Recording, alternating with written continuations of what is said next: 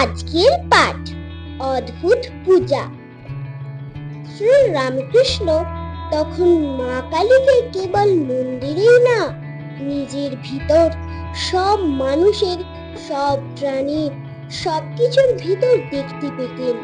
তার আগে যুগে যুগে কত মুনি ঋষি সাধক এভাবে সকলের ভিতর ভগবানকে দেখেছেন। একদিন পুজোর সময় মন্দিরে একটা বিড়াল ঢুকলো।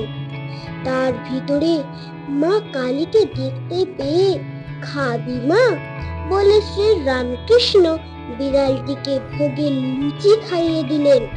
এমনি করে অনেক কিছু ঘটতে লাগলো।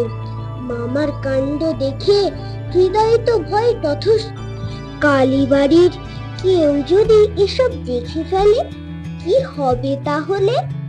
তা একদিন কালীবাড়ির কর্মচারীরা সব দেখে ফেললো আর খবর পাঠালো মথুর বাবু ও রানী রাসমণির কাছে। ছোট ভচ্চাজ পুজো করছেন না অনাচার করছেন।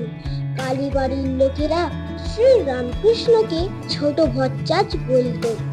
কামারপুকুর রামকুমারের ভাই বলে, মথুর বাবু তো শ্রী রামকৃষ্ণকে জানতেন, তিনি বলে পাঠালেন ছোট ভচ্চাজ যেমন পুজো করছেন তেমনি করুন।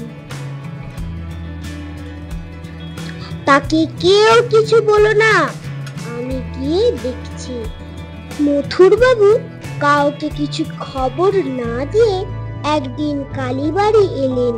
সব দেখলেন, দেখে মুগ্ধ হলেন।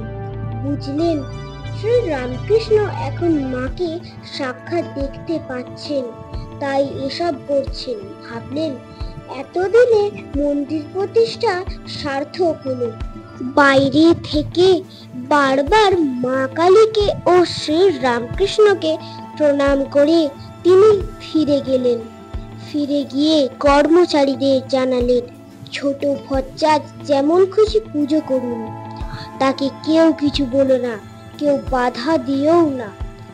শ্রী রামকৃষ্ণ সকলেরই ভিতরে এখন ভগবানে। মা কালীকে করেন দর্শন।